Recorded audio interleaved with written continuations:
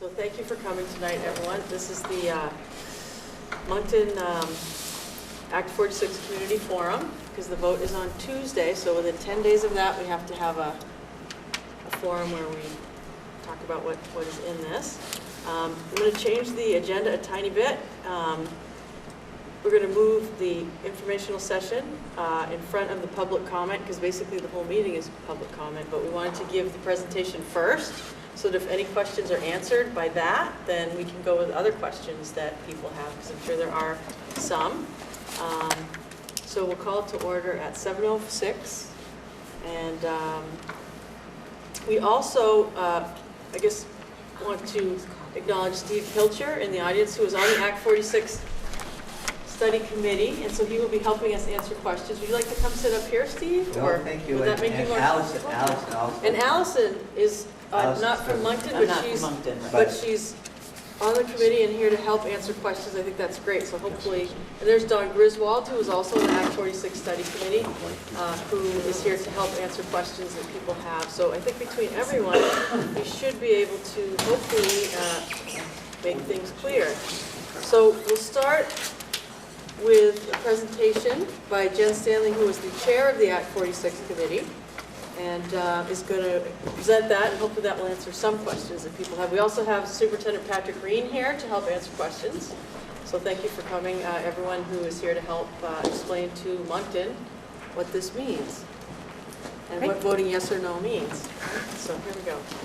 Thank you. Thanks, Jen. Thank you. Great, thanks everyone. So we just have a really brief presentation to introduce the work of the study committee. And Chris already introduced everyone, so I don't need to do that. Do you want me to do anything with the lights, Jen, or? Can you guys see okay? Okay, perfect. Perfect. So you guys, I'm speaking to the folks who are well informed about what we do in our community, but you know, we always try to think about our school board decisions in terms of our ends policy. And our goals to educate our students of the Addison Northeast District to be lifelong learners and responsible citizens at a cost that's deemed appropriate by the community. And so as we were working through our Act 46 work, we were trying to keep that in mind, our goal of really doing the best we could to educate our children while also having reasonable costs. Welcome. There's some handouts over on the table too if you want a copy of the report, and the sample ballot if you haven't seen it. It's long. Hey, it's intimidating. It's good to pre-read. Let's just go with that, okay? So this slide talks about some of the different work that we have going on in our SU right now. There's a lot of different initiatives going on. In fact, many of the people in this room could tell you a lot about these initiatives. Things like improving our policy governance, strategic planning, talking about our ends, setting vision. All of these things are happening today. But we believe that unification is going to make it easier and allow us to move forward with these more efficiently.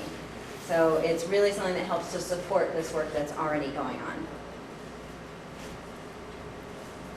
So there's lots of ways that the study committee believes that unification supports our vision. So I think the first one that we want to mention is it allows our entire school system to focus on teaching and learning, which is like kind of what we're supposed to be doing, right? It's the most important thing that happens here.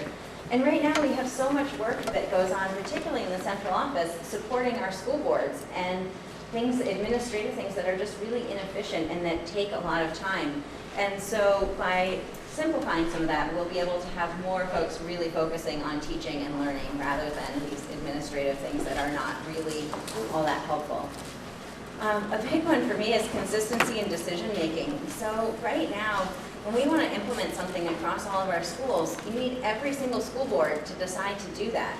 Right? And so it means 6 or 7 or even 8 different groups having the same conversation, maybe or maybe not coming to the same decisions about that information, and then trying to all act in a way that lets us get things done efficiently. So, you know, I talk about even things like bringing in a new curriculum. You know, that every board has to decide to budget for it, it has to get approved, it happens, but it's slow. It requires a lot of people in that decision. So one of the big shifts for us with unification is to let kids from all, or to start thinking about the kids from all of our 5 towns as our kids. Right? So once they get to Mount Abe, they're all our kids. They all go to school together, their experiences all matter, and they all affect each other. Right now, we think about our elementary students really as the Monkton kids or the New Haven kids, and so this challenges us to broaden our perspective and to think that all these kids who are all going to come together in 7th grade, all of their experiences through their education is important to all of us. And so that comes to the point of the common experience for kids entering Mount Abe. You know, right now, different schools have different strengths. We want to continue to build on those strengths so that when kids get to Mount Abe, we know that they have similar experiences in math or in science, similar abilities, so that they really can take that level and build on that, rather than having to spend time kind of getting everybody to the level that they're expected to be at. The last point on the slide is time to focus on improving community engagement. I have a few questions about this point through some of these forums this week. And I think that the idea here is that right now, our school boards and our administration is so busy doing all of this redundant school board administrative work that it's hard to have time for extra things. And so, not extra, but to do things beyond what we really have to get done this month. And so my hope is that by being more efficient in how we're operating our school boards, that we will have more time to be able to reach out to the community. And we've also tried to build some structures into our proposal to encourage more engagement with the community. So I just thought it would be appropriate to talk really briefly about what the study committee's been up to. I know I like to tease Andy, he's spent a lot of time with us, but we haven't had a lot of other community participation in our regular meetings. So our study committee was formed last fall. Each of the local elementary boards formed the study committee with representation from every town. We have had a mix of school board members and community members that have served on that committee. So we have all 3 of our Monkton representatives here in the room tonight. We have met, so starting in October through pretty much the end of the summer. We haven't had to have a lot of meetings since then. We were meeting twice a month, and then we started meeting every week. We spent a lot of hours together. Let's just say we spent a lot of time getting to know each other and really talking about what was really going to work well for us and what were some of the challenges or areas that we wanted to really be careful in how we crafted our proposal.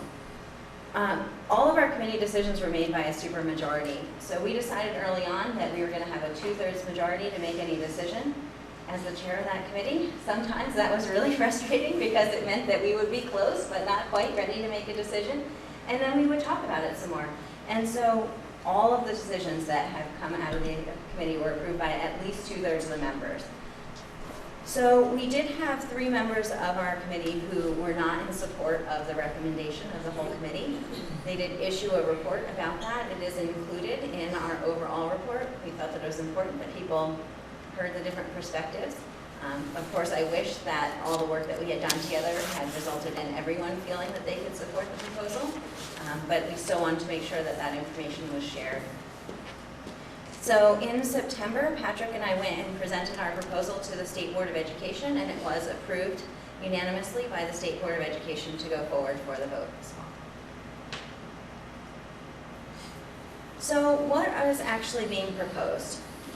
Most simply, what we're proposing is to have one unified school board with one budget for all of the schools that are in Addison Northeast. So that means rather than Monkton having its own school board and its own budget, and Bristol having their own, we would have one budget that would cover running all of those schools, and we would have one school board that would be making those kinds of decisions and working on that budget.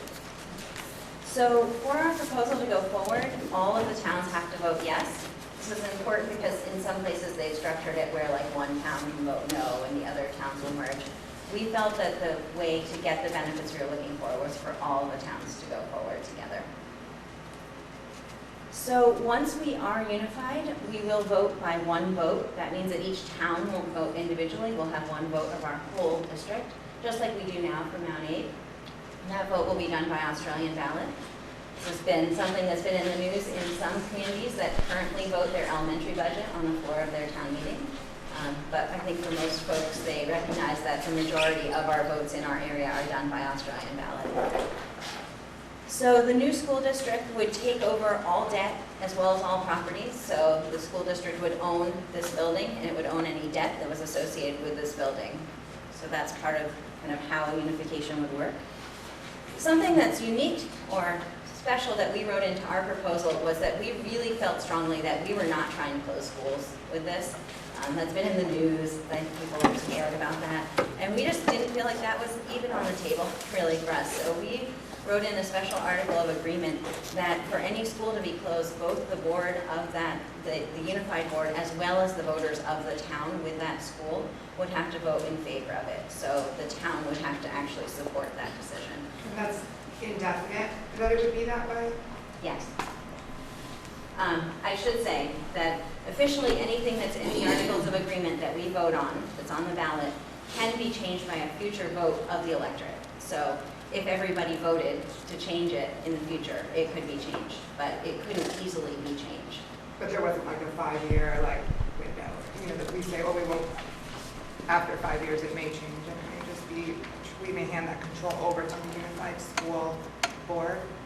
No, so we actually said in the first 4 years there will be no school closings, and then after 4 years, there would have to be a vote by the board and the town. So the last thing that I think is really important to note about our unification is it does allow us to take advantage of the financial incentives that are being offered by the state. There are tax rate incentives. So for the point that we're at with the merger, it would be 8-cent reduction on your property tax the first year, and then 6, 4, and 2 cents the following year. So it's 4 years of reduction in the tax rate. There are other incentives, like our New Haven school gets a small schools grant, and they would be able to retain that grant. There's a transition grant as well for basically some of the work that will happen in setting up the new entity. So all of those would be available to us with this proposal. So this slide tries to explain how our governance structure works today. And I think if you wanted to know more, we have some folks here who are really familiar with the challenges this presents. But simply put, we have a whole bunch of school boards. Each school that we run has its own school board. Representatives of all those school boards make up a supervisory union board. And then the chairs of each of the school boards make up an executive committee, which is sort of like a group out of the SU board. All of those people are involved in making decisions when those decisions affect our whole SU. And it's really hard to get things done that way. And it's really hard, I think, for the superintendent to know who to listen to. So if we in Monkton have a concern about something, I don't want to say that, that our superintendent is unresponsive, but we're just one of the many groups who are saying this is what we think is important and needs to be paid attention to. So this is kind of a picture of our complex governance that we have now. So with the proposal, you can see we get rid of all of that mess that was happening at the top of the diagram. We have one school board that's very clearly in charge of the superintendent and in charge of the running of all of those schools. That board would have representation from each town. I actually forgot to say that on the other slide. So it would be proportional representation by town. So Bristol would have 5 representatives and the other towns would each have 2 representatives on that board. And they would be overseeing all of what's going on in the new unified district.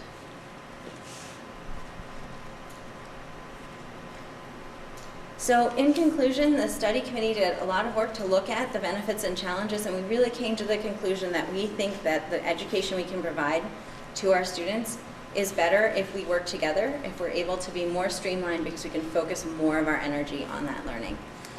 It is our choice. We get to vote on it on Tuesday on a very long ballot. If you haven't checked out the ballot, please do so.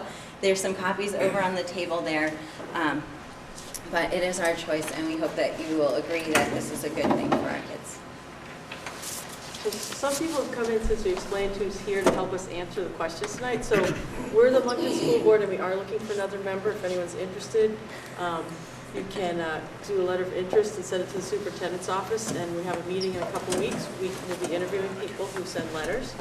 We also have Steve Pilcher, who is on the Act 46 committee as a townsperson, Don Griswold, who is on the Act 46 committee as as many things, but mostly as a citizen of Monkton.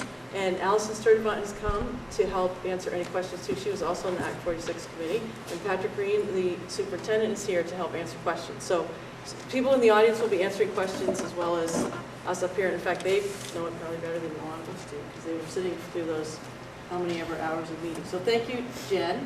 And so now what I'm going to do as the chair is if people raise their hand, I'll just call on you if you have a question or a comment. And then we're going to ask people to do like 2 or 3 minutes to start, so everyone who has a question or comment can do that first. But we'll stay here all night until everybody's questions or comments are answered. If we can't answer something, with this, the people that are here, I don't know what we'll do, but we'll figure it out. So does anyone want to start? With anything? I guess one thing I just wanted to say to your, I don't know your name. I'm Jessica. Jessica. Hi, Jessica. I'm Kristen. So I think that the part of the law that is about the closing of schools, that's more for like Bolton, who has 41 students, or Salisbury that has 90 students. They could fit into Middlebury. More the really tiny schools. Our schools are medium, and I don't know if any of our schools could fit into any of our others. You know what I mean? So I think that part of the law wasn't written for SUs like us. It's more the ones with the really tiny Sudbury and things like that. So I just wanted to add that.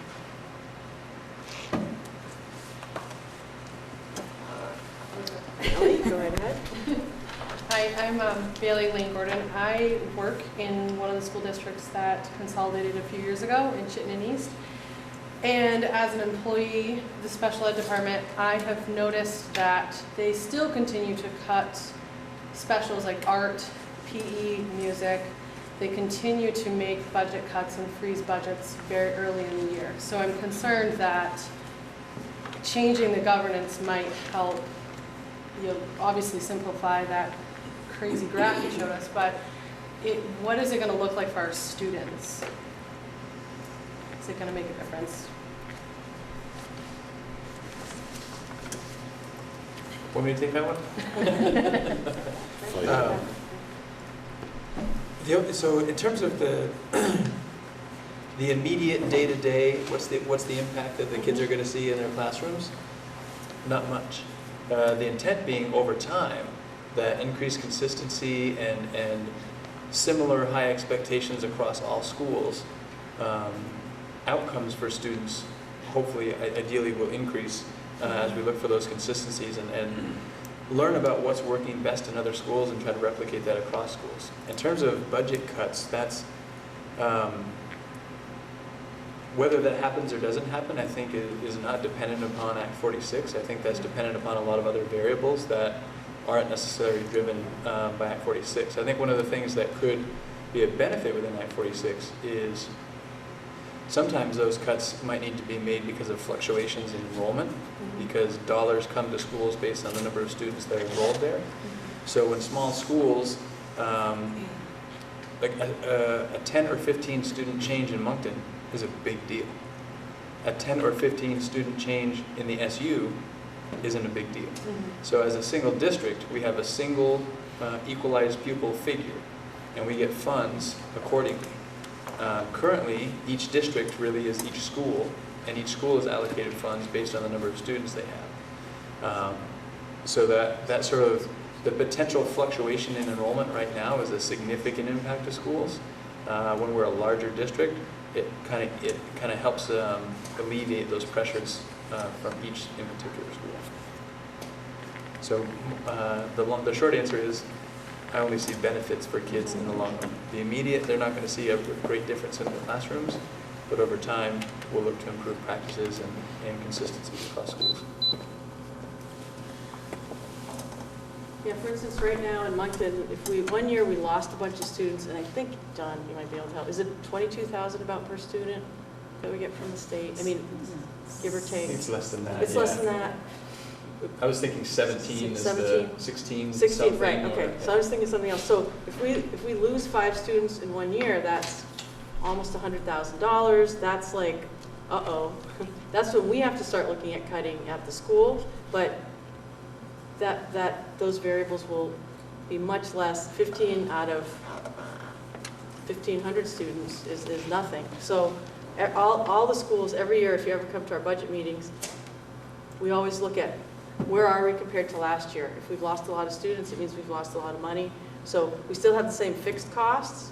So if you lose, we usually lose 6, 7, 8. You still have the same fixed costs, you still need the same amount of teachers, but you get $17,000 less per student. So we struggle with that every year. Last year we didn't go down, so that was like, yay. But it's hit or miss. You never know what it's going to be when you sit down. And we don't know. We're going to start this month, working on this year, the coming year's budget, and we still don't know what those numbers are, but we won't know till December, I think, right? Right, that's when we get the That's equalized when we get pupil the, figure. so it takes out that variable of how badly that can hit a small school. And, oh, Mr. Pilcher? And actually, I'd like to continue this conversation and ask Bailey, because one of the things that I see as a plus is that all of a sudden that special ed budget isn't run sort of just by the supervisory union, it's run by that board that oversees it. So this is a question, it's not an answer, it's a question. Do you feel like, since you're a special ed teacher in a district that's already gone through this, do you feel like that budget, that special ed budget, and you may or may not have visibility in this, but I hope you do you have, is that budget sort of developed by the superintendent and staff, or is there a component of that that's driven by that unified school board? So I'm an occupational therapist, so we are asked within groups, so like PT and OT do our budget, and we're asked for like a wish list. Yep. And then for money, and then some of it we are also asked, because individualized students who have significant special needs might need equipment, which is required. Sure. So if we need a $5,000 swing for a student to access the playground, that has to be included. So then then that kind of goes up the chain. And then they decide, oh, that's a 20% increase, that's too much, cut something. So then I might get cut in half or something like that, but we don't know until it's passed in March. Right, So I mean, that it's next always the year we're voters always get a Right, say, right? right. I mean, Right. So we do get some say in it, but then, it's just kind of like a form I submit and hope for the best. and where's that form go?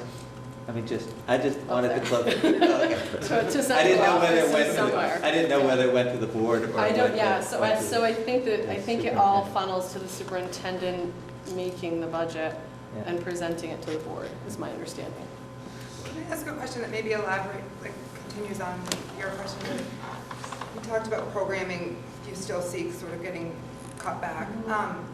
Are we at all expected or hoping to see any increases to the programs that are available to our kids through this unification? For instance, sports, academic support, that type of thing. Is that at all part of what this discussion is about?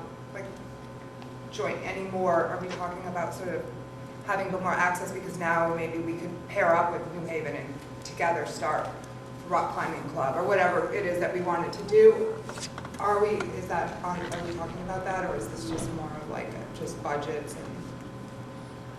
So I'll take the sports one. The sports budget, any sports budget is a town-run entity. So the school doesn't support, I'm talking about elementary level, the school doesn't support elementary level sports. So the recreation committee, which is part of the town budget in Monkton, and I'm pretty sure similar to other towns as well. Now you get up into the high school, middle school, high school, then it is part of that budget. Sports I'm talking about. One thing I heard when they were doing this is that, well, there's no languages, I think, do any of the schools have languages? Nothing consistent, I don't think. in any So of them. one thing that people said, and I don't know if this would ever happen, is, well, maybe, since you don't need a full-time person at any, maybe the group would decide we want to offer some languages, and then one person could cover 3 schools, or who knows. But, so there are possibilities that aren't there, possibilities, don't know if it's going to happen. I would love to see that particularly one happen personally, but, so there are options for things like that that don't exist now in the current structure. Patrick, do you have anything to add to that? Yeah, I think what it would also do is facilitate conversations around what programming is successful in other schools and how might that programming in those other schools be replicated across the new district. Right now that's possible but challenging because of the governance structure. With a more streamlined governance structure, those kinds of decisions become more possible.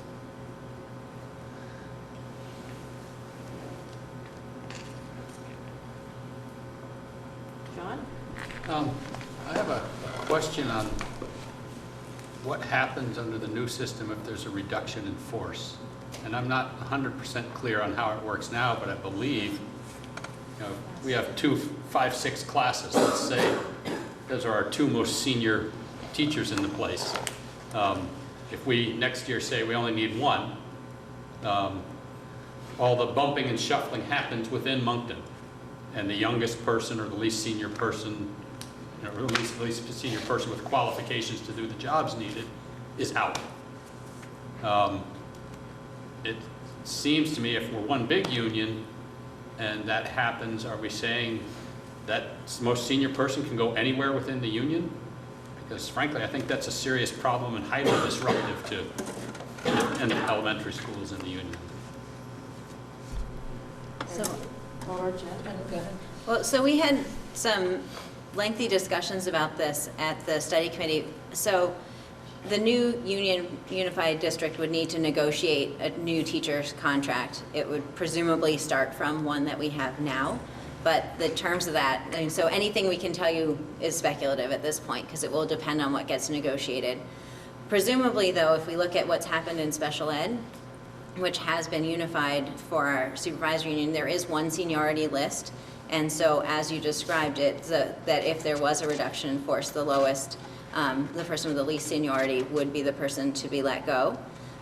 Things like whether people can bump other people, that would have to be established through that negotiation. I think that, to me, what I'm actually more hopeful about, I think what happens more often is that we might have a reduction here in Monkton, but there might be a position that's available in another school. And so the opportunity to take someone that has already, we've done a lot of work in our supervisory union to hire this person, to onboard them, to train them, to be able to keep that person, even if they can't stay in the same school, that to keep them as part of the team, right? I know, I'll be brief, but Susan Rule, who is the special ed administrator, it's probably not her official title, but she runs the special ed program, spoke the other night in Starksboro. This question came up. And she was telling us that today, within special ed, if there is an opportunity where someone does, like it does look like they need to change buildings, there is a lot of conversation that happens about that. There is work with the principals, there's work with that staff member. It's not, like an arbitrary, oh, you're gonna be there now. It's very collaborative process. And so I'm really encouraged that we would be able to find a way to make that work. I realize it's a subject of negotiations, but I'd like to offer a thought for what worked for us in the manufacturing environment was when there was a reduction in force, you had to bump within your department first, which in this case would be within your school first. The idea being you disrupted that as little as possible, then the least senior person left in that school, if they had seniority, could bump to another school. So you minimize if you had your most senior person bump to another school, it's very disruptive to what happens in that other school. Where if it's your least senior person, it's a lot less shuffling that goes on and a lot less. But anyway, it's still something that concerns me. And it concerns me a lot if it's going to be handled the same way. And I guess part of it is maybe I'm having a hard time getting my head around how things work in a supervisory union and how plans are made. But it does not seem fair for one school to suffer if another school did a poor job of forecasting their needs and found themselves overstaffed. So Anita, the teachers union, will have a lot to say, because that will be a negotiation. So it won't just be the board making that decision. That will be a joint decision, as you know. And I don't know, right now we're just beginning on the 21st to work on the next contract, which would be from these boards. And so it is going to be a joint decision-making process with input. We could take input also from the community too. So thank you. We'll remember that. And I would just add that schools actually in my opinion, do a very good job of forecasting already. I mean, we look at numbers coming in, leaving. I'm not trying to criticize what's gone on up to this point. I'm trying to look at what might happen. Right, so I'm going to, past performance has been that we look at those things. That'll continue. And that's just one aspect of what I see of the problem. Absolutely. Yeah, I understand. But I think I might just add that I think you raise a good point that it, in many ways, it's the people in the building that make the culture, that create the culture. And I think the current thinking, I think both sides would be interested in maintaining that kind of culture as we would negotiate the bumping rights that we would have to talk about. And I would be pretty confident that we could find ways to cause the least disruption in doing that.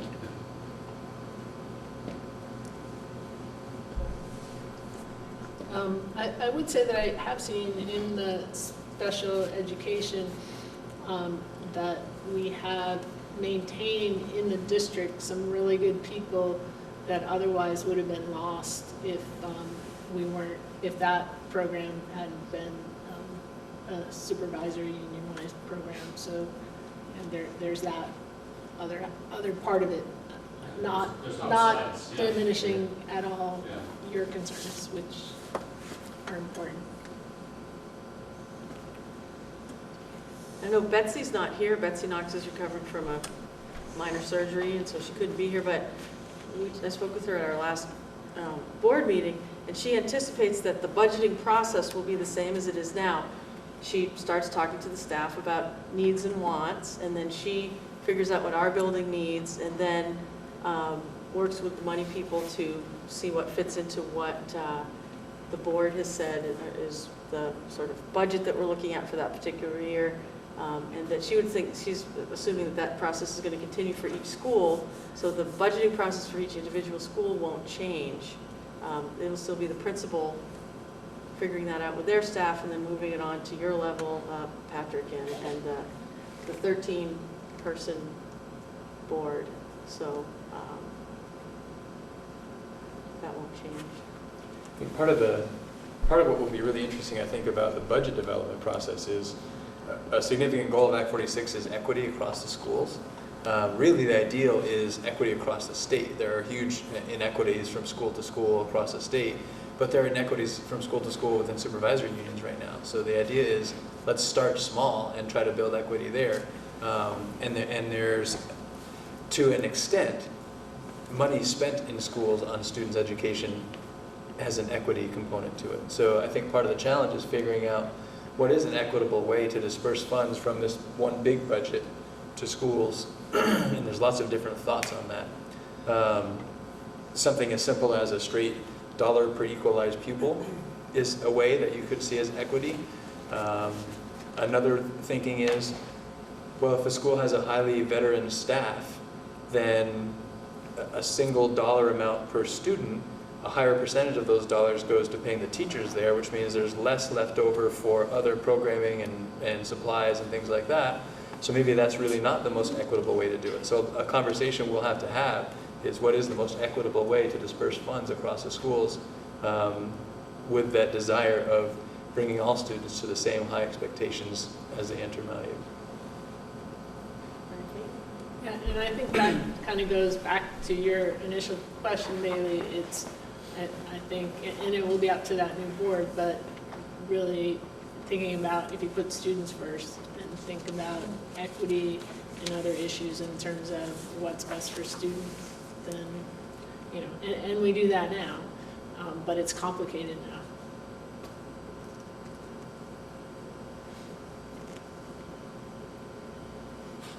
Are there really wide gaps in those students? We keep talking about how we want things to be equal for all the seventh graders getting together now. Are there really big discrepancies now? And either way, how is that measured? Is it just academic testing, or what are we looking at when we say 10 to 12? Right now. Well, there are a lot of ways we could talk about equity, and what different subgroups do we want to compare to other subgroups in terms of an equity gap. In terms of school to school, Ed McGuire spoke last night in New Haven. He was on the study committee as well, and he taught 7th grade at Mount Airy for 20 years. Somebody may know better than I, but something like that. And he said he could identify, so he taught math, he could identify he thought pretty accurately where students came from, what school they came from, based on what they brought in in terms of a skill set. So because kids had very different experiences from school to school. So that, we had no measure on that other than something anecdotal like that. But I think that's pretty real. Having worked in a middle school myself that received students from 7 public schools, but also 2 or 3 other sending towns, so kids coming from 10 different schools, there were definitely differences in the skill set that students brought based on the experiences they had in their schools. Again, all within the same SU coming to the same middle high school. And I think there's a huge inequity there. I think it shouldn't matter what town line you live within in terms of what the outcomes for your education would be. And that's a significant sort of motivating factor for me with Act 46, that we can begin to erase those town lines in terms of outcomes for kids. Like that, I have a 7th grader now and a 10th grader, and they noticed when they came in, hey, the kids from Monkton definitely got this, or the kids from, they noticed it, and they commented on it even being 12 years old, so they just noticed people didn't have the same background of information and skills. And it's really not about placing blame, it's about No. how do we facilitate coming together to talk about best practices and then replicate best practices across schools. One school may have something figured out really well in mathematics, and we can see how we might grow that. Another school may have something figured out in science, and we kind of try to replicate that across schools, and in a way sort of cherry pick what's happening best at each of these schools and try to replicate that across. Which again, we can sort of do now, but as Mary Kate said before, it's complicated.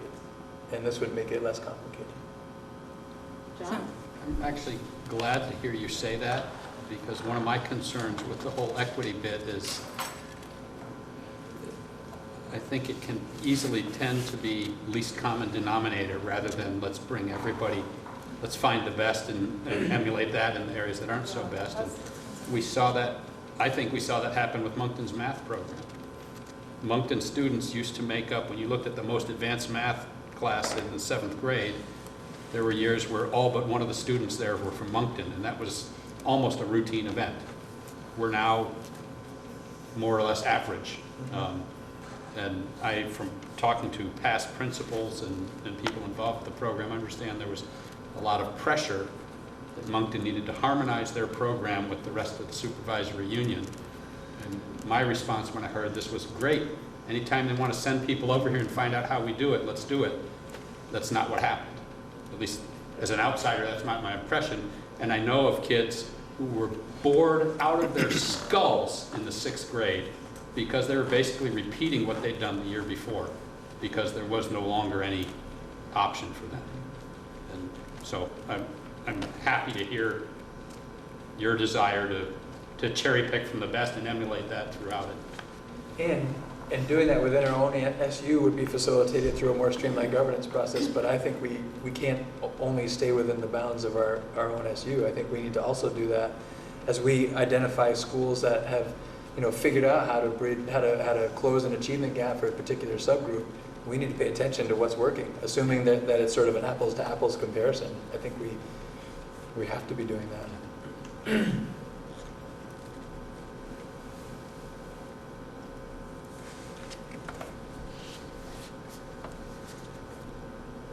Nobody else has one. I've got a little different line.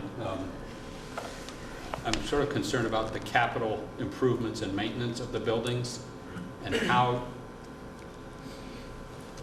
you get, I don't know if equity is quite the right word there, but you look at Bristol with, what is it, 5 out of 13 votes. So basically, if they can convince 2 other people that they need a new gym, they got their new gym. You look at Monkton or Lincoln or anybody else with 2 votes, we need a new roof. Well, you can wait 5 more years. Well, enough of that goes on, and geez, it's going to cost more to fix this school than it is just to shut it down and shuffle all your kids off. And I realize there's protections on closing the school, but are there provisions in there to see that schools get what they need? Because I don't think just proportional voting is necessarily going to I don't think schools get what they need now. No, Take a tour of Mount Abe, yeah. go look at our siding in the back, that's Yeah. $100,000 on next year's budget. So But no at school, least now, right, at right. least now a community can decide, we're not happy with this, you know, fix the damn roof or whatever, and that's our budget, we're Our not. roof should have been fixed, I mean, we've patched it up, but, so right now, all the schools have needs that they're taking care of minimally, or maybe moderately. So I think that if you looked at any school, no school right now is being extravagant. We have to fix the siding. We talked about this at the PTO meeting last night, John, because if we don't, water's going to get in there, there's going to be mold. So instead of $100,000, we might be looking at $400,000 to get the mold out, which we've already had to do somewhere in the building because of the water coming under the floor a couple of years ago. So, I mean, I'm not trying to say the system Right. we have now works. right. I'm just wondering how it's going to work under the new system and how you sort of Allison avoid did the it. oppression of the minority Allison type did this system. one great last So night. I'm running for From the Bristol. board, and I'm from Bristol, so there will be 5 of us, and then 2 from each of the other towns. And I personally would not allow one school or one town to convince other people to do a fancy thing when other people are struggling and doing Band-Aids, essentially. And the superintendent is also responsible through monitoring to make sure that the buildings, nothing happens to the buildings, that they don't deteriorate in an unseemly way. So the way I envision this board working, at least it will for me, is all of these schools have all of our kids, and they all show up at Mount Abe, and if a school needs something, we will do our best to get what it needs. And I don't care if I'm from Bristol or Lincoln or where. It's important that everybody gets at least the basics, and health and safety. And I was on the Mount Abe Rev Up project, and wow. So, yeah. So can I There just might be a add, I plan think, as well for capital improvement anyway. I think the question, for me, the question speaks to the reason why I think we should do this, because we do operate as us. I mean, this is how we've always, and it's just what it is. It's not good or bad, it's just how it is. And so going into it, of course, there's going to be a little bit of that carryover. And I think, you know, the board, like any board, will need to figure out how they do business. And maybe it's a numbers thing initially. I don't think it will be, but, you know, I get that happens. But for me, right from the beginning, the goal has always been to stop talking about us and make it more of we. And, you know, for us, for those of us who have kids who are at Mount Abe, you, and this takes time, but you stop talking about us being our Monkton kids, and they become the we kids. And there's some natural ways that happens, but I think that this process is going to stop us from going, well, we need this, and turn into, what do we need? And I think, you know, there'll be some growing pains with that, I get that, but ultimately, you know, that will be the measure of whether this is successful. And I'm going to add that I need to apologize in advance, but I've got to leave because I've got to work, so I'm going to have to step out. So. Anything else you want to add, Bob? And that was it. That's all. Thank you. Thanks.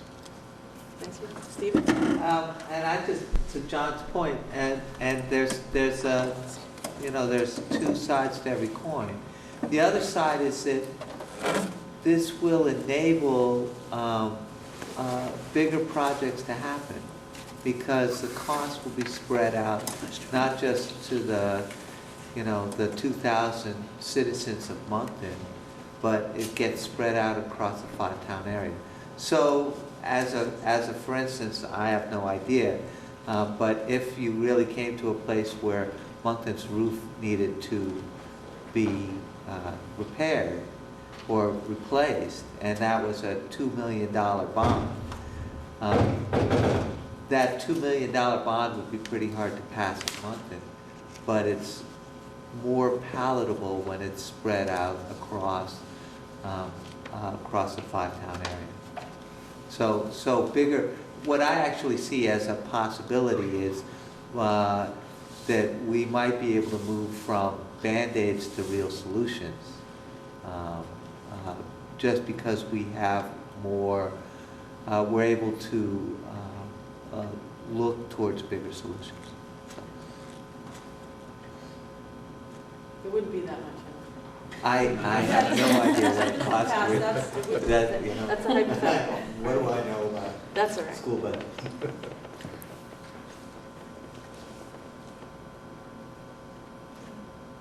John, I would say I share your concerns, in that, being part of this board, we all seem to work through things and are kind of in the same place, and having only 2 people from Monkton on that board, that's a little bit scary, and 5 people from Bristol. But my other experience has been, working on the SU board, participating in the RBO, working on the executive committee with the people who are on those boards from different towns. And I really do think that people do care about all the students. And I think, maybe it's like this in other parts of the country, but I think Vermont in particular, community is really important. And for us, community is, bigger than just our kid or our school, and so, we got to elect good people in all the towns, but I think it's a real great opportunity. But, I hear your concerns. I'm not asking the questions because I think it won't work. I'm asking them because I want to hear the thinking on how it will work. I grew up in a town that had 4 elementary schools under one board, and the town did think of it as, what are we going to do, not what is this school going to do. Right. Yep, there's a transition period because we've not grown up that way, but We do have It can work. the experience, Yeah. at least.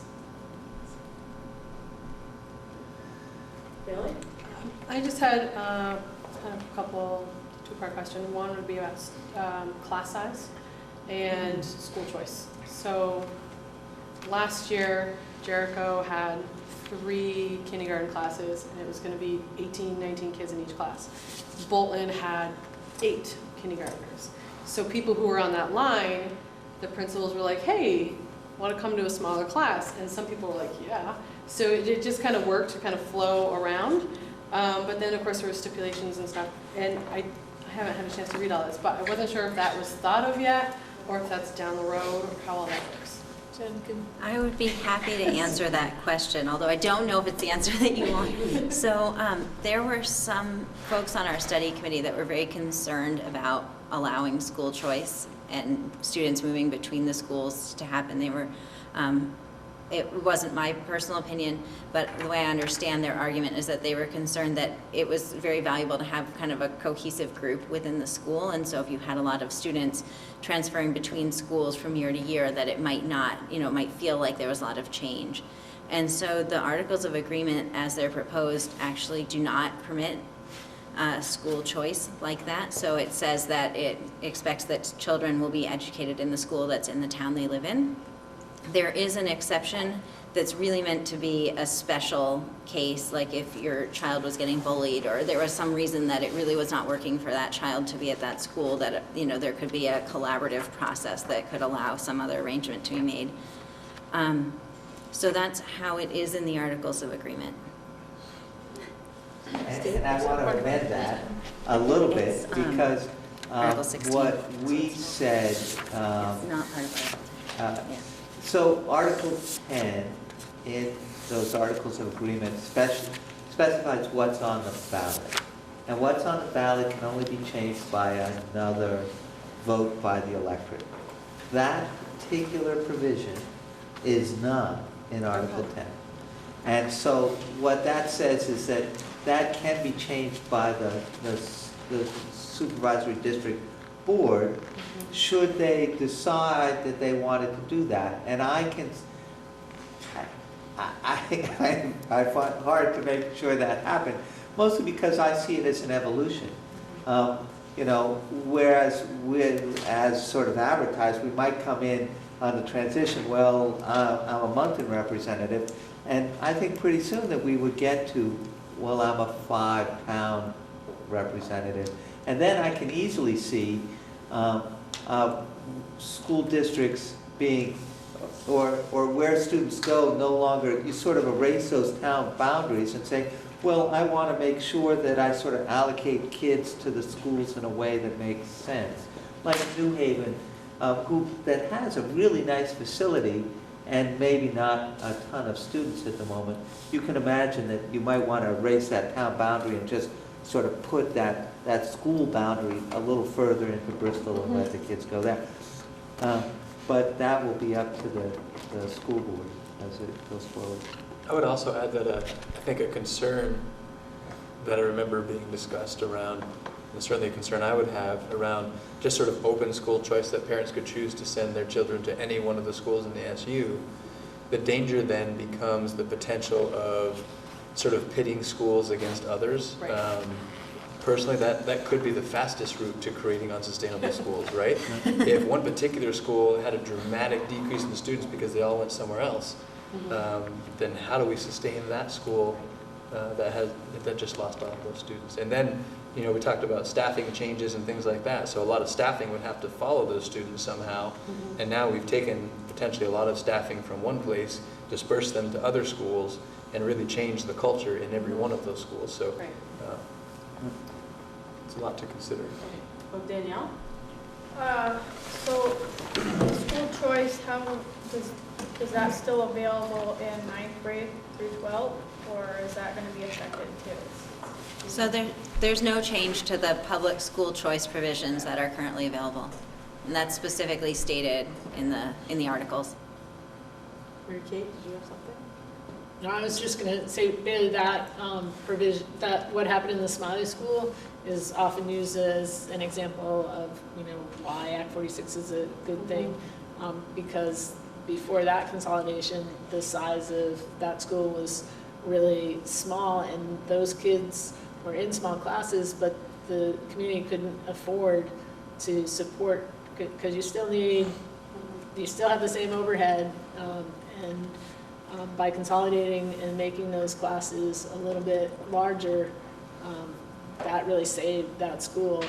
I also, you know, there are some years where, you know, a class is just a little bit too big, and, you know, you're on the fence of, oh, do we need another teacher or not? And if you got a really small class in another town, you know, there's some opportunities there, but it's, you know, that'll be something that, you know, there's also other issues of concern that Patrick mentioned, and so that's something really that being in Article 16 is something that board would have to decide, and hopefully after considering all aspects of it. There's definitely a lot of criteria, like that's the receiving school has to have space, you have to agree to stay there through, like, their K through 4, so you have to stay there through 4th grade, siblings are allowed to come, like, so there's a lot of, I mean, so if you're one of 6 siblings, the school might go, maybe not, but if there's close.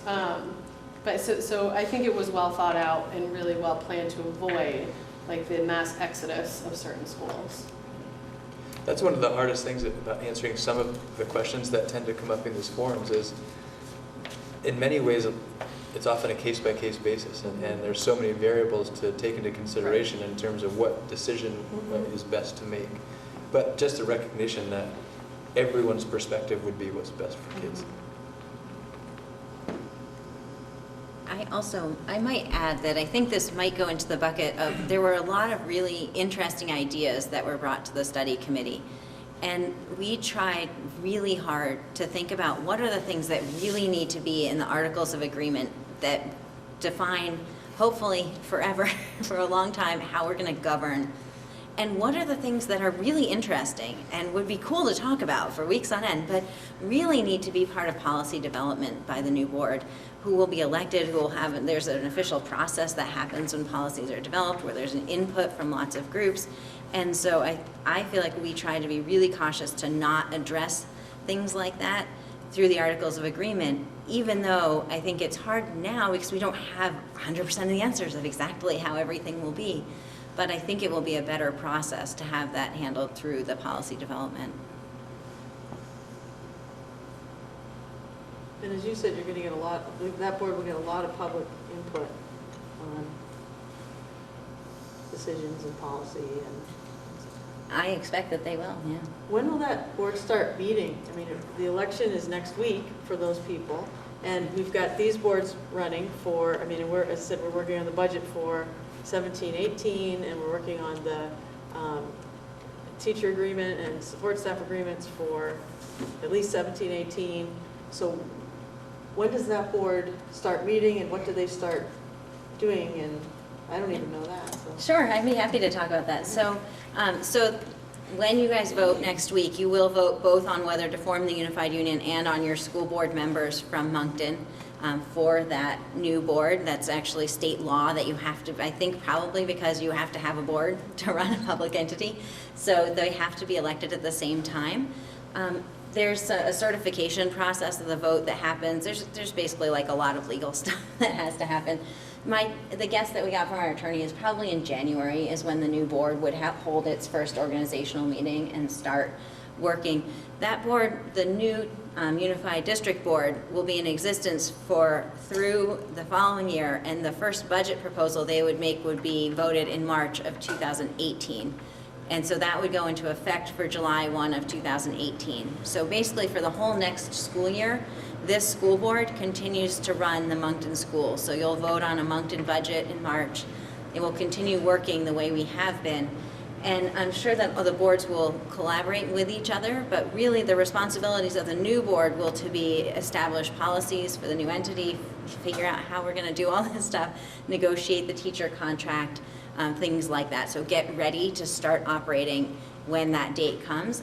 Whereas this board will continue to run and oversee the day-to-day operations, next year's budget, overseeing what's happening, monitoring policies, things like that. So it will be an interesting transition period, and we'll have to all collaborate and work together during that time. For a short period of time, there'd be one more board added to that complicated graphic. I know you're excited for that, Patrick. Allison, I was curious how many people they are running in Bristol for the new board. We have 2 people running for our 5 slots. Yeah. But all of the other towns do have a full slate of candidates. In fact, Mary Kate and I are running against each other. So, so we actually have one of the only contended election in this school board race. We have had contended elections before in our school board seats, but it's good. And I've heard a few rumors of people in Bristol who are willing to be write-in candidates. So There's one person who didn't get her petition in on time, so I'm writing her name, and she said she's willing to be a write-in, so I posted that on Front Porch Forum. And if you wrote somebody else in and they got one note, They'd be in. on the board. I have a couple Possibly, people in possibly. mind for that. So I know it's always desirable to have people actually be on the ballot. I think even for me, it's hard to think about running for a seat on a board of something that doesn't exist yet. It's just sort of a weird thing to think about right now. And plus, we normally run for our board seats in March, so it's also not the right time of year to be doing it. So. And, what was I going to say? So, and if we don't get anybody, so if that one person has a write-in, she gets appointed, but then the other 2 slots don't get any people written in, then the Bristol School Board will appoint someone, and it'll be the same process that we do now. A person would submit a letter of intent, and then they would meet with the board, and then the board would decide. So that's how I ended up on the Mount A board. Somebody resigned, and I applied, and Bristol appointed me to that one. John, did you have? Well, I guess it's kind of none of Monkton's business, but if it works anything like town government positions, one vote on a write-in won't get you the position. No, right, you need By law, you need a certain percentage. Like the same number that's on your petition to be a candidate in the first place, otherwise you got to get appointed, but, That probably makes sense. yeah. Well, because there's a downside to that, you know. Right. Any nut job who decides they want to get on and just make some waves, gets his buddy to write his name in, he writes his name in, and you're on, and, you know, you're there because you want to put a Coke vending machine in the school or something. Well, and if that's the case, Bristol, you have to have 28 names on the petition, valid voters in the town. So we would need at least 20 names written, 21 name written 20 times on the same line. Because we have two, Yeah. we have That's another. going to be fun to Yeah, coordinate. so we have one person running for the 1-year term, and I'm running for one of the 3-year terms, and we have 2 2-year terms open and the other 3rd-year term. So even on the 2-year terms, they're each counted separate. So if 10 of them go on the first 2-year and 10 of them go on the Yeah. second 2-year, that's, Oh, gosh. ow.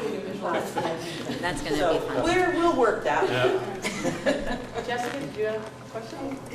I think I've read it in a couple different places, and they may have just been in editorials, but that one of the points that people are trying to make is that this may, like Act 46 may allow for more input from community members and more involvement from the community. I'm just curious what exactly people might be thinking they're going to do to get more input and stuff. Andy, did you have something? This is one of the things for me is public engagement and what I'm a Monkton resident. And I find it very hard, as Patrick does, when he attends umpteen more than I do, but trying to go to the Mount A board, the executive board, the ANESU board, and the Monkton board for myself as a public person, gets to be challenging to be engaged, you know, because all of those impact our students, and I try to understand what's going on and find that challenging. I don't have to go to the other 5 towns to do that. So I look forward to this as being, here's this one board where you get to go and hear and hopefully participate. I also think that because all of these people who've been in their towns involved on the boards are now have some free time, so to speak, because they're not involved in their own, they could show up and we could really get that one board a lot more guidance on what's happening. And of course, there's other parts to the Act 46, you know, the community involvement parts that could happen. There's a lot that can happen with this Act 46, but it's only going to happen if the public gets engaged and says, let's do more. And I think for myself, that's why Act 46, you can talk about the things it doesn't do, but what it has opened up is a door to do a bunch of things. And I don't think that the law itself limits you in a whole bunch of ways. I mean, I think the board and with Patrick are going to figure out a whole bunch of ways to make it better. But the way they're going to do that is with public engagement. They're going to feel support.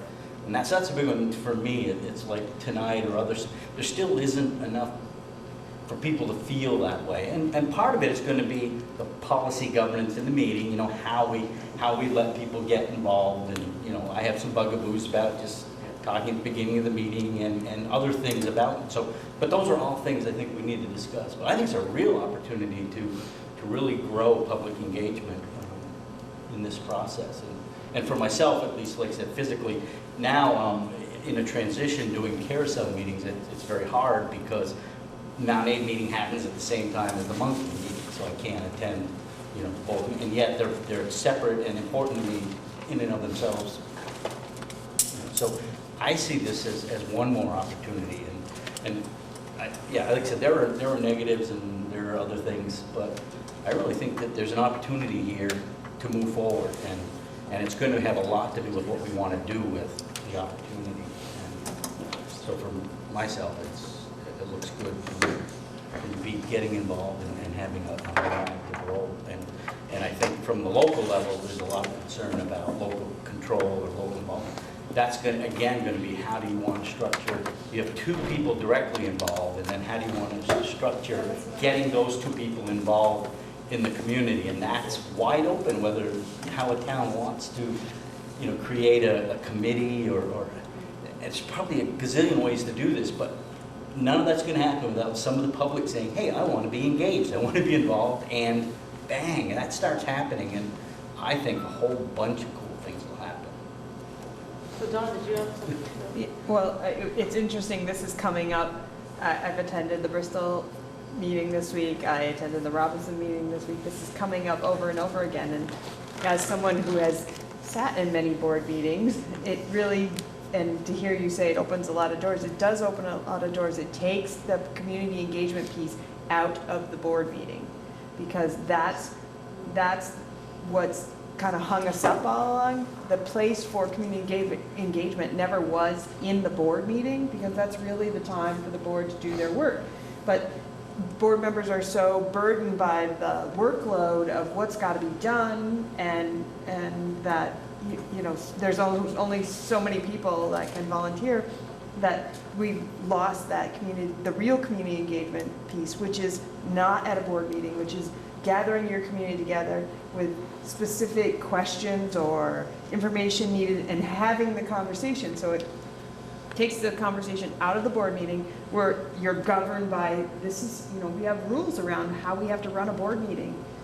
So it takes it out of that and opens the door to hear from more and more people and do it. And in the last couple of days, my brain's been going, that's where, as far as boards go, we need to have a conversation as boards. Like, okay, let's turn it upside down a little and think outside of the board meeting how we get the community engaged and use that way. And that's where more people, because right now I honestly think the confines of the board meeting turn people off.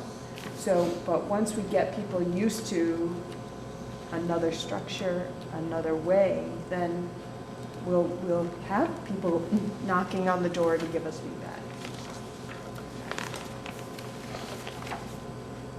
And no one mentioned the local advisory council. I just want to take a moment to mention, so we did write a specific article, which is Article 15. And when I say that, many of the articles of agreement are sort of like the stuff the lawyers tell you you're supposed to put in there, right? Like what we're going to do as a district. And so a lot of the articles, we didn't really customize that much, but we added a few that were really important to us. And Article 15 is one of those. And Article 15 starts out stating that we highly value community engagement. And I think we used the word cherish, actually, if I remember correctly. Cherish and celebrate, thank you. But so one of the things that we have suggested is that, well, we have required that the new board will create policies around community engagement. And one of the ideas that is put forth is something called a local advisory council. And so how this would work will be figured out by the new board. But the idea is that it would be a group of people who would be much more interested in the operations of a specific school. They'd be probably working more closely with the principal, and they would also be helping with connecting with the community. And so we're really excited to see kind of what that could become and how that would be developed. But I'm excited about that, because honestly, the kinds of things that I hear people wanting to engage with the school about, mostly it's not a lot of the stuff we do at the board meetings, you know? That's what prompted my question, because I'm kind of thinking, when I'm reading like these editorials that are like, you know, this is going to be great, the community's going to have more of a voice. And I'm like, but if you're cutting the number of people from our town who are attending these meetings down to 2, and no one wants to go sit through a board meeting when it's like from all these other towns. But so this is helpful to hear, like what she's saying, and your names, I can't remember your names, I'm sorry. It's helpful to hear though that might actually work. Like it might actually bring more involvement, because like groups within this school can meet, talk, and then get with their representative and say, here's collectively what we're thinking we would like to see you bring to the meeting. Is that kind of what? Yeah, I think that's definitely, you know, among the possibilities, for sure. If I could add, a good way to have input at Monkton is to come to PTO meetings. The principal's there, and she talks about what's going on, and people can give her feedback there too. So that's another way for Monkton people come to the PTO, which is the first Wednesday of the month, which we just had one last night at 7. So that's another way to engage with the school, maybe about some different issues or more day-to-day stuff. I mean, once she came and said, wow, you know, we're thinking in the mornings the kids are outside until we open the building at 8, and you know, we're thinking, let's not do that anymore, let's do it a different way. What do you parents think, you know? And then we say, well, you know, how many people showed up? Anyone else was there last night? John, were there 8 of us last night maybe? 7? Yeah. Some 8 or 7. Yeah. But that's good if she gets input from whoever comes. So that's another way to be engaged. And if I could add to that, doing this process, it's becoming clear to me that people envision the board doing that work, deciding what time the school should open for kids that arrive, or who should be on recess duty, or what color they want to paint a wall, or what a teacher wants to do, or something like that. That's not what the board does. That's not our work. So we don't really, I think maybe some of the boards have gotten into a practice of doing that, which then you have to get out of that, because the board view is up here. We're supposed to be looking out over everything and governing the school and overseeing the school, not running it. No, not running it day to day, not managing it. That's the principal's job, that's the superintendent's job. Our job is to make sure that our ends policies, which is for everyone, every student, they're being met. And if they're not being met, then how are we going to fix that? And if you're running the school as a board, you're not looking up here. You're way, way down in the weeds. So in that sense, Monkton won't change. We're not running the school. So we're just doing everything you said, and it's hard to describe exactly what we do, but we're not telling them what math curriculum to use or what books to not buy or something like that. That's Texas. No, just kidding. But, sorry.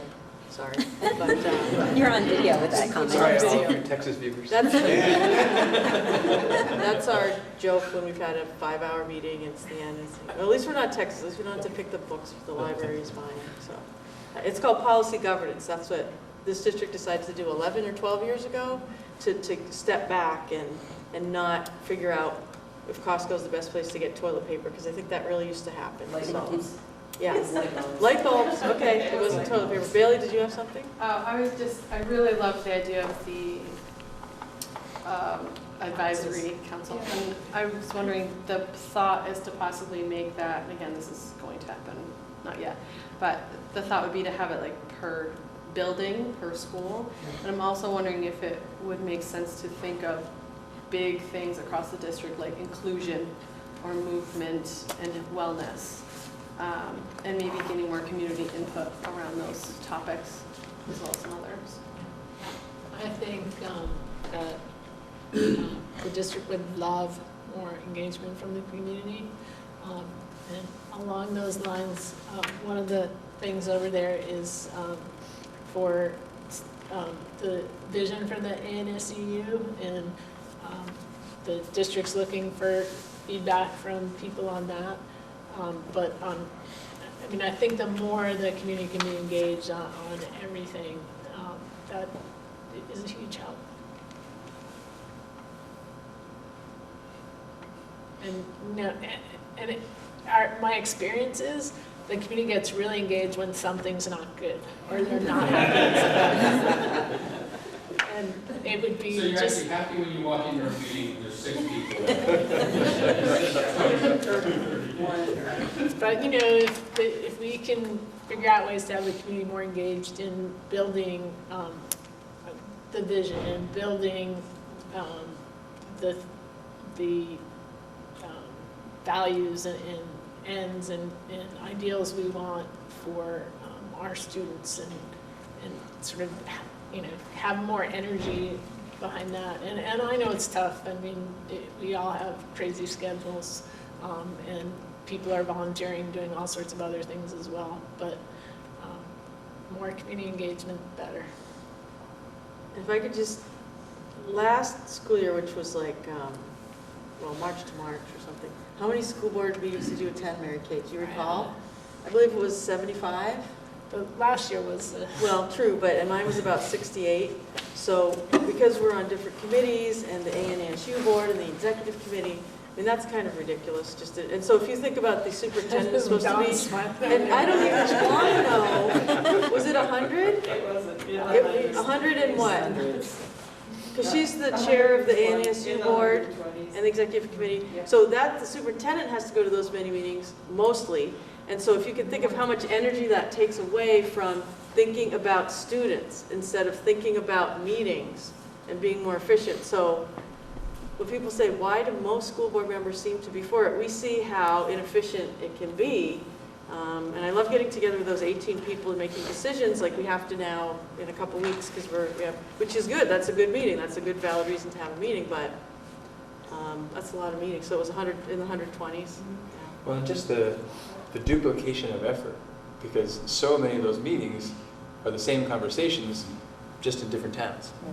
And a little different. And I guess I would also say, I have seen it impact accountability. So there are school boards, that something's important and they make a decision, and then it gets lost someplace because there's all these different school boards making all sorts of decisions, and and you follow up on it. But if you have one school board who can, here's the decision, and we want feedback on this, then there can be more accountability, because the system, it's kind of crazy, and we're working really hard to try to make it work. And even trying to keep track of what we've decided to try to make it work is then, we have these spreadsheets trying to track it all. So I just think the system will work better. But, I do worry about, I think John probably more than anything else, whether all these boards from, just having 2 members on that board, I worry a little bit about that, but, I do think, I trust Allison and the people from Bristol, so I think, it's going to be better than what we have. You get there occasionally, and hopefully we don't take a detour into how our federal government works now, where I'll vote for yours if you vote for mine, and then we've got a lock on everything we want. Well, with policy governance, the superintendent can tell us when we're out of compliance and we're not doing our job. Yeah. So, Which is always interesting. I mean, the other piece that we haven't addressed is, so, the legislature's already moved things to the supervisory union, and so, what we're in Monkton having control over by the Monkton board is a smaller and smaller piece already. And then we have these issues about trying to figure out, okay, now all these things are happening in the supervisory union. How are we going to pay for it? Who's going to, how are we going to allocate that budget? Who's going to pay what share? If we have one budget, and there's one tax rate, it's just so much cleaner, because some of these things, the allocation, for example, SPED was Special education. Yeah, special education. We all got money for the number of SPED students we had based on their needs, because you get part of that 50%, about 50%. So we would get that into our own budget, but then we'd pay the SU not based on any of the revenue we got, but based on what our equalized pupils were, or our ADM, our average daily membership. And so, the money in and out wasn't the same. The legislature's, fixed that some, but, it's the same thing now with early ed. You get more equalized pupils in your local budget based on the number of early ed participants you have from your town, but we all pay for it based on ADM. So some towns are getting windfalls, some towns aren't. So this, just in terms of the cost piece of it, I think will make it a lot fairer with us all having the same tax rate. And in addition, there's some, what is it, 8%, 8 cents now on the dollar. We missed the 10 cents on the dollar, but there's on the tax rate incentive that we'll get if we pass this now. So, it fixes a lot of things. We won't know how well it works until we try, and there's certainly, a little bit of trepidation, but I think given all the things it fixes and how difficult it is to do things now, it's really the best option. And if we don't vote on this and it isn't passed, what happens, Mr. Pilcher? Then say that if one town votes, I'm sorry, all right, I won't. So if one town, I'll start. if one town votes no, we know we lose tax incentives, but then do we have to redo another one before, or the state just tells us what to do? What are the ramifications of this not passing? Do you know? So if we went in as and every town was a necessary member. So if one town votes against it, then the proposal that we proposed and the Act 46 Study Committee, actually the Act 46 Study Committee's already had its last meeting. So the question is, what happens next? There are several different possibilities. One possibility is that the school boards come together again and set up another Act 46 Study Committee. Reconstitute, create a new Act 46 Study Committee and ask that committee to work under a fairly tight time schedule to generate another proposal. Think of this much like what happens when we vote down a school budget. Oh, imagine that. You got a little experience. And so that's a possibility. As I say, it would have to be under a fairly tight time schedule because we need to have a proposal that we agree on by the 1st of July 2017. And it has to be voted on by, it has to be voted and approved by the voters. Right, that proposal. and there's some timelines that you walk back because that proposal, before it can be voted on by the voters, you have to warn it for a month, and then you have to have, the Board of Education has to get the proposal, they have to work it. So it's a fairly aggressive time schedule. That's 8 months from basically now, right? Yeah. Okay. So that's one possibility. And I don't know, off the top of my head what we would change, but I'm sure that you guys have the same issue when somebody votes down a school budget. So that's one possibility. The other possibility is that we do nothing. And if we do nothing, again, that's each school board can go to the State Board of Education and try and make a case why they should continue in the way that they are. Stop me when I deviate too far. Well, can I just say, Yeah, I want to be clear that in the do nothing, right, in the model where we don't propose a different unification, there is actually a lot of work to be done by the local school boards to generate an alternate report that justifies why we believe that we're meeting all the requirements of Act 46 under our current governance structure. And so each of the local school boards would need to do that work and submit that information into the Agency of Education. I think it's next fall. And then, do you want me to continue or do you want it back?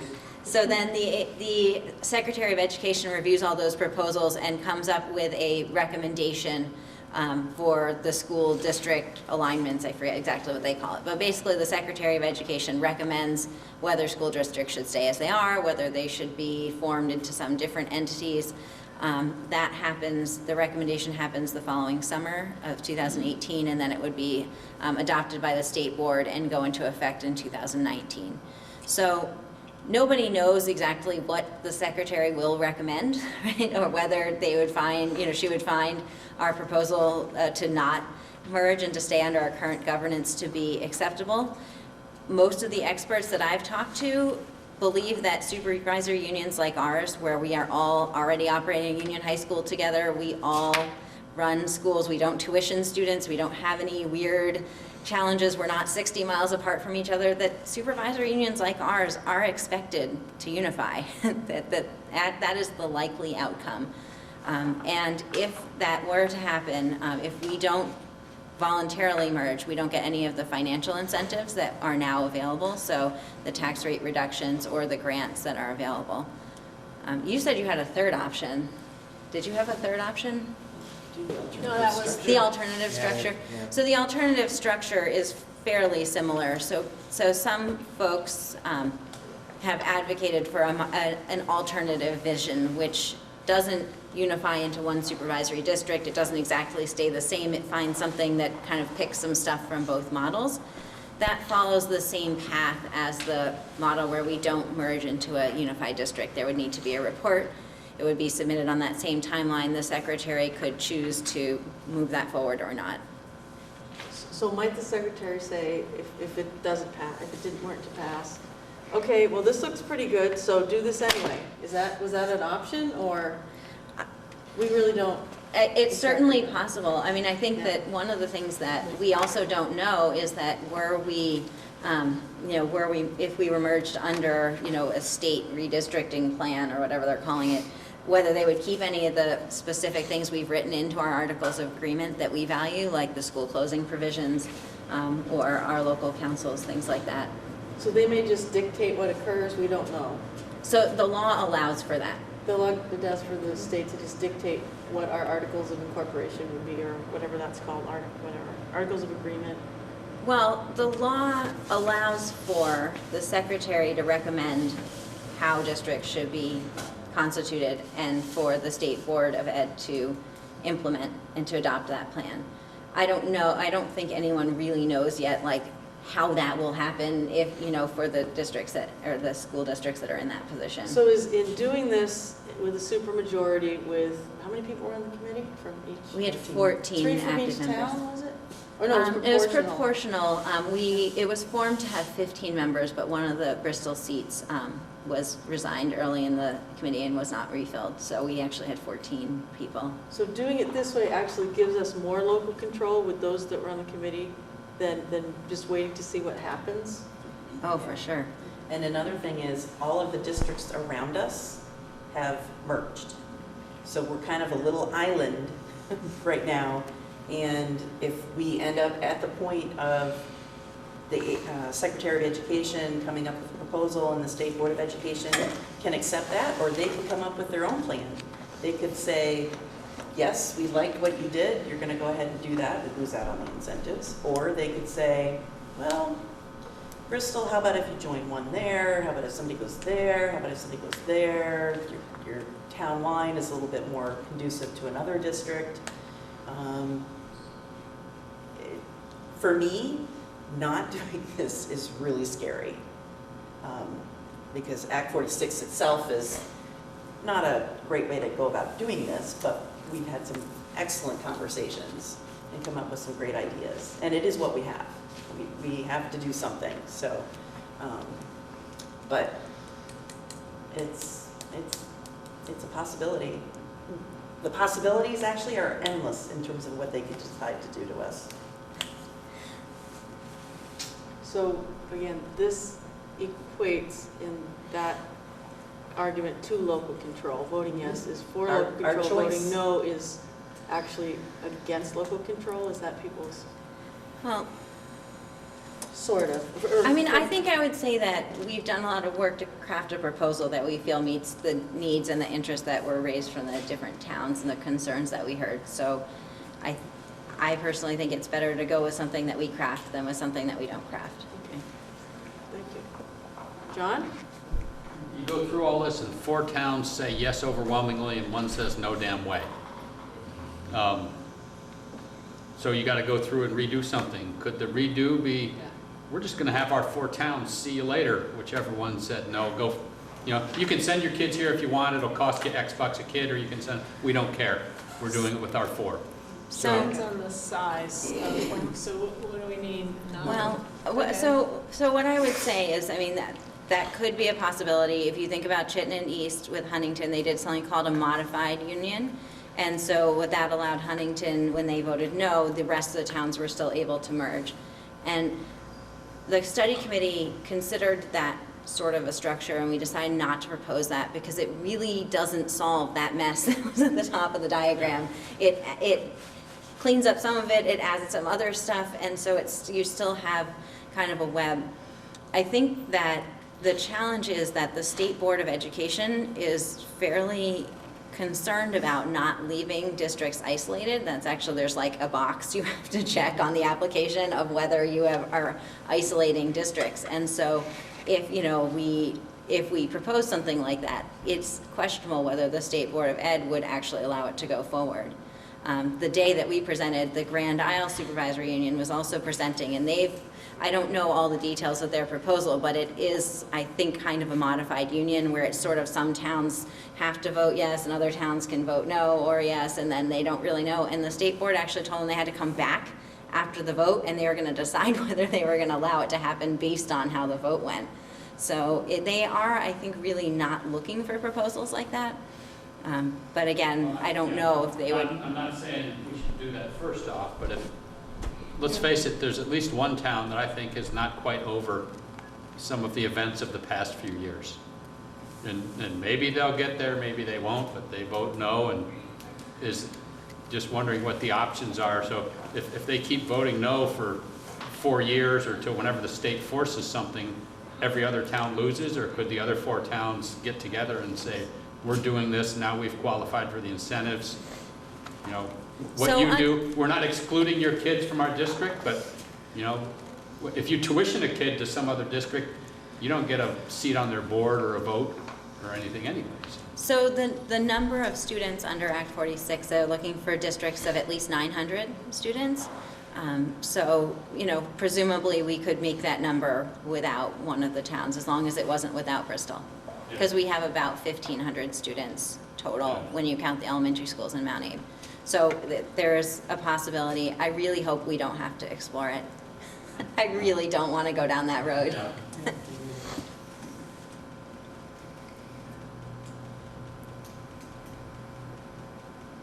All right. Anybody else have anything to say or questions or? Well, thank you everyone for coming, and let's see, it's Thursday. Before you adjourn, can I say one more time? Please look at the ballot before you. A few things are decided here and there. And so usually votes are in by what, 11 p.m. or something, or I don't know. I don't know. Look at the Addison Independent website. They usually have a blog going and with. Is this survey the same as what we were emailed today? Yes, Yeah. Yes. Yeah. and in the newsletter too. So It's on the Front Porch Forum and Facebook and web Yeah. pages. Making sure it was all the same. It's all over. Media blitz. Jen, you keep telling us to look at the ballot. Is there something on the ballot that you think is confusing? That you So, want to clarify? well, I think the thing to clarify about the ballot is that it's 2 pages long. So we're not used to going into the polling place and having 2 pages of text to read. I believe it was Steve who mentioned earlier, so the reason the ballot is so long is anything that the voters actually vote on can only be changed again by the voters voting. So for example, you know, so our attorney gave us advice on what we should have voters vote on, something like, you know, the terms of how properties will be transferred. Shouldn't be something that the new board can be like, we're just going to change that, right? So that's something that we felt that the voters needed to vote on. So it is long because it restates a portion of our Articles of Agreement so that those things can only be changed by a future vote of the electorate of the new district. It's just, and so it's long and it's kind of legal speak. So, you know, just, I think there's been some concern whether people will be intimidated by that when they go to vote. So if you do get a chance to encourage your friends and neighbors to look at it ahead of time. It is available online. You guys have copies. I'm sure it's posted around town. I guess another way to look at that is the longer that ballot is, the more local control towns maintain. And I'll just add to that, the Bristol town clerk has told me that people doing early voting, it's taking them about 10 minutes to get through our particular ballot, and they're at home reading. So as somebody who gets to work the polls, we want to encourage people to read this ahead of time. Well, and that's what... There's going to be some monster lines, or at least by Monkton standards, monster lines. I think our record last election was 6 in line. There'll be a wait. Well, I think that also the Bristol town clerk has suggested she might post the sample ballots like in the place where people would be waiting. right? Right. I know you can't there's some information that can't be out there, but I believe the sample ballots may be allowable. So then, at least if you were standing in line, you would be able to read it. There you go, right. Can it be recorded for people who can't read at that level? That's an interesting question. I mean, the JPs can read ballots to people as part of that. I'm not sure that we can, I've never considered whether or not we could have pre-recorded and have people call in. It's also just a little more subtle to put headphones on and hear somebody reading to you. Yeah, well, it's an interesting thought. I'll ask. It's embarrassing to ask somebody to read it to you. It's simple enough now with various devices to set something up. Yeah. Just don't know what I'll ask the what's town allowed, clerk. yeah. Yeah, she'll query the Secretary of State. So when do our next Moncton board meeting is November 22nd. What town is that in, Patrick? Our next meeting? We do the carousel meetings, we're moving from building to building? No, you're I just at I don't know. Starksboro. I think it's Robinson. Might be in Starksboro. So whatever happens, we'll be discussing it at that meeting. If what John said happens, we'll have legal advice and have more information at that point. But hopefully we just move ahead and It is Starksboro. So 22nd, we'll be in Starksboro. Anything else? Thank you so much for coming. I'll move to adjourn. And I'll second it. 8:41. All in favor of adjourning? Aye. Aye. So it's 3-0. Thanks again, everybody, and see you Tuesday.